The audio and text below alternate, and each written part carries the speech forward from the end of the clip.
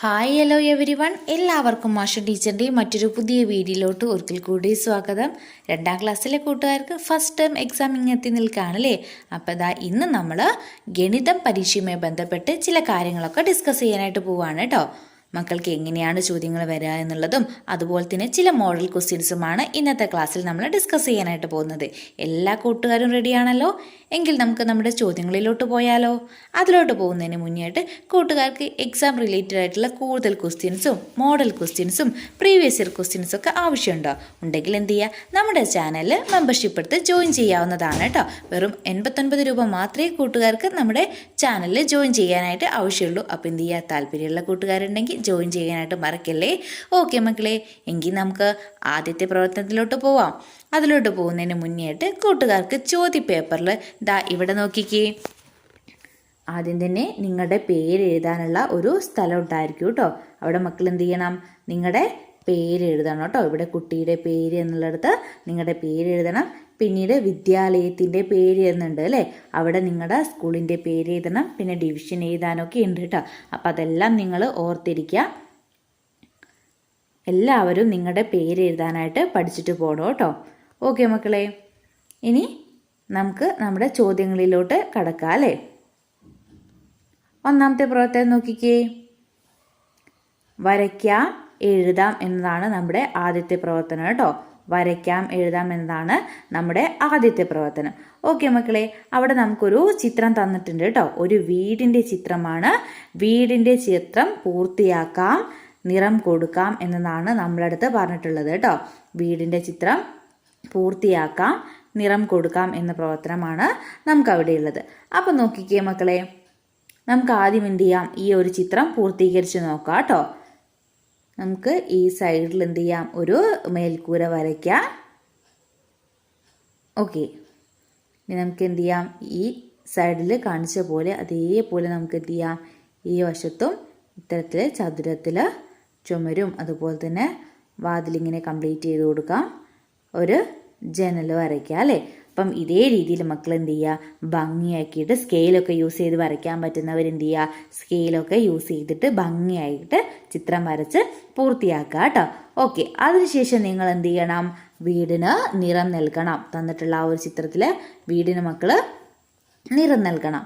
അപ്പം നിങ്ങൾക്ക് ഇഷ്ടമുള്ള രീതിയിൽ എന്ത് ചെയ്യാം, വീടിന് യോജിച്ച രീതിയിൽ നിറങ്ങൾ നൽകാം കേട്ടോ.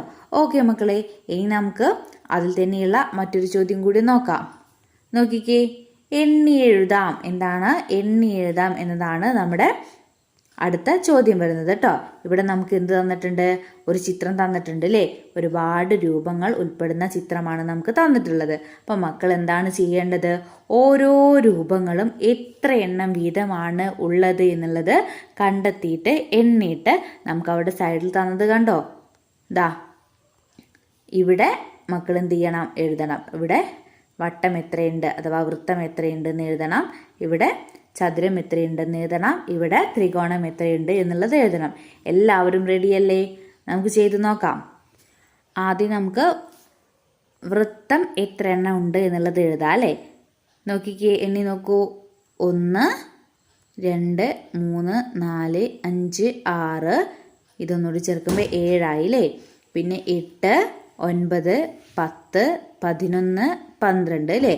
ഓക്കെ, പിന്നെ നമ്മുടെ ഫേസിൻ്റെ ഈ ഒരു സർക്കിൾ കൂടിയും വരും. അപ്പോൾ ടോട്ടൽ എത്രയായി, 13 സർക്കിളായി. എത്ര സർക്കിളായിട്ടുണ്ട്, 13 സർക്കിളായിട്ടുണ്ട് അല്ലേ. ഓക്കെ, അപ്പോൾ നമ്മൾ സർക്കിളിൻ്റെ നേരെ എത്ര എഴുതണം, 13 എന്ന് എഴുതണം.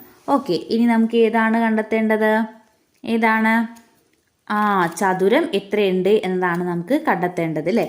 ഓക്കെ, അപ്പോൾ ഒന്ന് എല്ലാവരും എണ്ണി നോക്കിക്കേ, എത്രയുണ്ട് ചതുരം.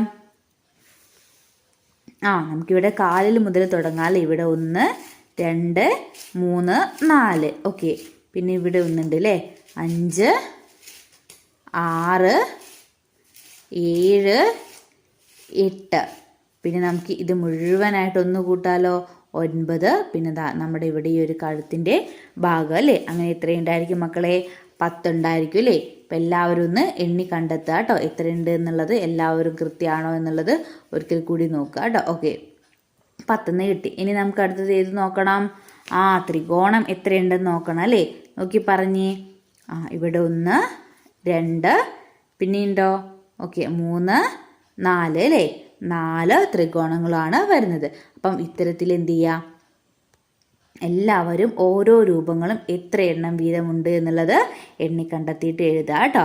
ഓക്കെ, ഒരിക്കൽ കൂടി മക്കൾ എന്ത് ചെയ്യണം, ചിത്രം നോക്കിയിട്ട് എണ്ണി നോക്കണേ, കറക്റ്റ് ആണോ നമ്മൾ കൗണ്ട് ചെയ്ത് എന്നുള്ളത്. ഓക്കെ മക്കളെ, ഇനി നമുക്ക് എന്ത് ചെയ്യാം, അടുത്ത ചോദ്യത്തിലോട്ട് പോവാം. അതിലോട്ട് പോകുന്നതിന് മുന്നേ ആയിട്ട് വീഡിയോ കണ്ടുകൊണ്ടിരിക്കുന്ന എല്ലാ കൂട്ടുകാരും എന്ത് ചെയ്യുക, പെട്ടെന്നൊന്ന് വീഡിയോ ലൈക്ക് ചെയ്തേക്കണേ. ഓക്കെ മക്കളെ, അടുത്ത ചോദ്യം നോക്കിക്കേ. എന്താണ്? പ്രവർത്തനം 2 സംഖ്യയുണ്ടാക്കാം. പ്രവർത്തനം 2 സംഖ്യയുണ്ടാക്കാം. ഓക്കെ, അതിൽ നമുക്ക് ഒന്നാമത്തെ ചോദ്യം നോക്കിക്കേ. എന്താണ്? വിട്ടുപോയ കളം പൂർത്തിയാക്കുക. വിട്ടുപോയ കളം പൂർത്തിയാക്കുക. നോക്കിക്കേ മക്കളെ, നമുക്കവിടെ കുറേ കട്ടകൾ തന്നിട്ടുണ്ട് അല്ലേ. ആദ്യത്തെ കട്ടയിൽ എത്രയുണ്ട്, എത്ര പത്തുകളുണ്ട്? 1 2 3 പത്തുകളും എത്ര ഒന്നുകളാണ് തന്നിട്ടുള്ളത്? 1 2 3 4 അല്ലേ. അങ്ങനെയാണെങ്കിൽ ടോട്ടൽ എത്ര ഉണ്ടായിരിക്കും മക്കളെ? നമുക്കിവിടെ തന്നിട്ടുണ്ട് എത്രയാണ്? 34 തന്നിട്ടുണ്ട് അല്ലേ. ഓക്കെ, ഇനി അതുപോലെ നോക്കിക്കേ, ബി എത്ര പത്തുകളാണുള്ളത് ബിയിൽ? ഇവിടെ ഒരു 10 ഉണ്ട്. എത്ര ഒന്നുകളുണ്ട്? 1 2 3 4 4 ഒന്നുകളുമാണ് ഉള്ളത്. അപ്പോൾ നമുക്ക് എത്ര സംഖ്യകൾ കിട്ടും മക്കളെ? ഒരു 10ഉം 4 ഒന്നുകളും ചേർന്നാൽ നമുക്കറിയാലേ എത്രയാണ് സംഖ്യ വരുന്നത്? 14 വരുന്നത് അല്ലേ. മക്കൾ അവിടെ എഴുതണേ. അടുത്ത നോക്കിക്കേ മക്കളെ, എത്രയാണ്? 2 പത്തുകളും വരുന്നുണ്ട്. എത്ര ഒന്നുകളാണ് നമുക്ക് അവിടെ തന്നിട്ടില്ല, പക്ഷെ സംഖ്യ നമുക്ക് തന്നിട്ടുണ്ട്. എത്രയാണ്? 23 അല്ലേ.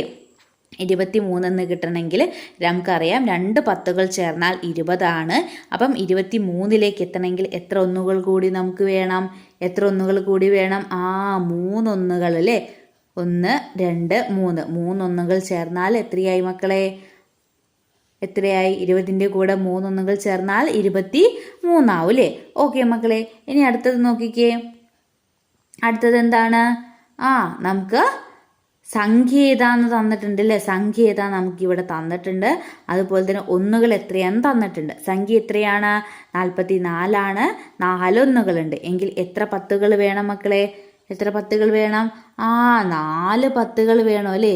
നമുക്കറിയാം 4 പത്തുകൾ ചേർന്നാൽ എത്രയാണ്? 40 കിട്ടുന്നത്. അപ്പം 4 പത്തുകളും 4 ഒന്നുകളും ചേർന്നാലാണ് നമുക്ക് എത്ര കിട്ടുക? 44 കിട്ടുക. ഓക്കെ, എല്ലാവർക്കും ക്ലിയർ ആയിട്ടുണ്ടോ?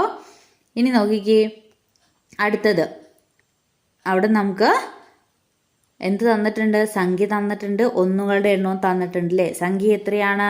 36 ടോട്ടൽ കിട്ടുന്നത്.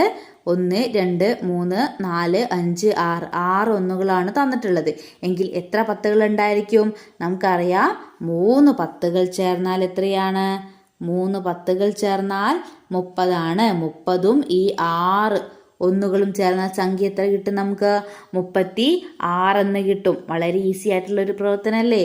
എല്ലാവർക്കും പെട്ടെന്ന് ഉത്തരത്തിൽ എത്താനായിട്ട് പറ്റൂ അല്ലേ. ഓക്കെ, ഇനി നമ്മുടെ അടുത്ത് ചോദിച്ച മറ്റൊരു ചോദ്യം എന്താണ്? നോക്കിക്കേ. ഈ സംഖ്യകളെ വലുതിൽ നിന്ന് ചെറുതിലേക്ക് എഴുതുക. ഈ സംഖ്യകളെ വലുതിൽ നിന്ന് ചെറുതിലേക്ക് എഴുതുക. അതായത് നമ്മളിപ്പം ഒരുപാട് സംഖ്യകൾ കണ്ടെത്തിയിട്ടില്ലേ. ഏതൊക്കെയാണ്? ആദ്യം നമുക്ക് ഏത് കിട്ടി? 34 കിട്ടി, 14 കിട്ടി, 23 കിട്ടി, 44 കിട്ടി, 36 കിട്ടി. നമ്മളുടെ അടുത്ത് എന്താണ് പറഞ്ഞത്? ചെറുതിൽ നിന്ന് വലുതിലേക്ക് എഴുതുക എന്നാണ് പറഞ്ഞത്. അപ്പം കൂട്ടത്തിൽ ഏറ്റവും ചെറുത് ഏതാണ് വരുന്നത്? 14 വരുന്നത് അല്ലേ. ഏതാണ് വരുന്നത്? 14 ഏറ്റവും ചെറുത് വരുന്നത്. ഓക്കെ, അപ്പം 14 നമുക്ക് എന്ത് ചെയ്യണം?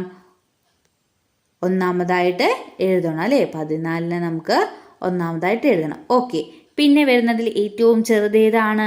അടുത്തതായിട്ട് നമുക്ക് എഴുതാൻ പറ്റുക 23 നമുക്ക് രണ്ടാമതായിട്ട് എഴുതാം. പിന്നെ 34 നമുക്ക് മൂന്നാമത്തതായിട്ട് എഴുതാം.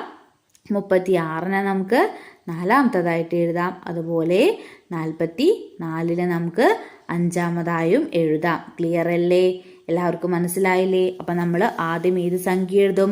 14 23 34 36 44. ഈ രീതിയിലല്ലേ എല്ലാവരും എഴുതുക. എല്ലാവർക്കും മനസ്സിലായിട്ടുണ്ടല്ലോ. ഓക്കെ മക്കളെ, ഇനി നമുക്ക് അടുത്ത ചോദ്യത്തിലോട്ട് പോവാം. നോക്കിക്കേ, ഞാൻ ആര്. മൂന്നാമത്തെ പ്രവർത്തനം എന്താണ്? ഞാൻ ആര് എന്നതാണ് അല്ലേ. നോക്കൂ, ഞാൻ ആരെന്ന് ചെടിച്ചട്ടിയിൽ എഴുതൂ. എന്നെക്കുറിച്ച് പൂക്കളിൽ എഴുതുകയും വേണം. ഞാൻ ആരാണെന്ന് ചെടിച്ചട്ടിയിൽ എഴുതാനും പറഞ്ഞു. എന്നെക്കുറിച്ച് പൂക്കളിൽ എഴുതുകയും വേണം. നോക്കിക്കേ മക്കളെ, ആദ്യം എന്താണ് നമുക്ക് പൂക്കളിൽ തന്നിട്ടുള്ളത്? എന്താണ്? 31നും 33നും ഇടയിലുള്ള ആളാണ് അല്ലേ. 31നും 33നും ഇടയിലുള്ള ആളാണ്. ആരാണ് 31നും 33നും ഇടയിലുള്ള ആള്? ആരാണ്? വേഗം നമ്മുടെ കമന്റ് ബോക്സിൽ പറഞ്ഞ് ആരാണ്? എല്ലാ കൂട്ടുകാർക്കും അറിയാവുന്ന ഉത്തരമാണ്. എന്താണ്? 32 അല്ലേ. 32 അവിടെ ചെടിച്ചട്ടിയിൽ മക്കൾ എഴുതേണ്ടത്. ഓക്കെ, ഇനി നോക്കിക്കേ, നമുക്ക് ബാക്കിയുള്ളതൊക്കെ ഇതുപോലെ കംപ്ലീറ്റ് ചെയ്യാം അല്ലേ.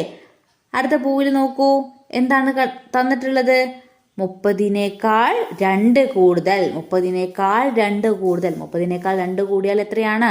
32 നമ്മൾ കണ്ടുപിടിച്ചു. ഇനി അടുത്ത ഈ ഒരു ഇതളിൽ എത്രയാണ് കൊടുത്തത്? 10 കൂട്ടണം 10 കൂട്ടണം 10 കൂട്ടണം 2, അതായത് 3 10കളും അതിലേക്ക് 2 കൂടി ആഡ് ചെയ്താൽ എത്ര കിട്ടും? നമുക്ക് 32 കിട്ടൂലേ. പിന്നെ ഇവിടെ നോക്കിക്കേ, എന്താണ് എഴുതിയത്? 36നേക്കാൾ 4 കുറവ് എന്നതാണ് എഴുതിയിട്ടുള്ളത്. അപ്പോഴും നമുക്ക് എത്ര ആൻസർ കിട്ടും? 32 ആൻസർ കിട്ടും. ഓക്കെ, ഇതുപോലെ മക്കൾ എന്ത് ചെയ്യണം? 32 ആൻസർ വരുന്ന രീതിയിലുള്ള ക്രിയകൾ അവിടെ എഴുതണം. ഓക്കെ മക്കളെ, നമുക്ക് എന്ത് ചെയ്യാം? എങ്ങനെയൊക്കെ എഴുതാം? നിങ്ങൾക്ക് വേണമെങ്കിൽ എന്ത് എഴുതാം? 30 കൂട്ടണം 2 എഴുതിക്കൂടെ? 30ലേക്ക് 2 ചേർത്താൽ എത്രയാണ്? 32 അല്ലേ. 30 + 2 നിങ്ങൾക്ക് എഴുതാം. എഴുതിക്കൂടെ? അപ്പോൾ നമുക്ക് എത്ര കിട്ടും? 32 കിട്ടും. പിന്നെ നമുക്ക് എങ്ങനെ എഴുതാം? 40 കുറയ്ക്കണം 8 ചെയ്തൂടെ? 40ൽ നിന്ന് 8 പോയാൽ എത്രയാണ് മക്കളെ? അതും 32 അല്ലേ.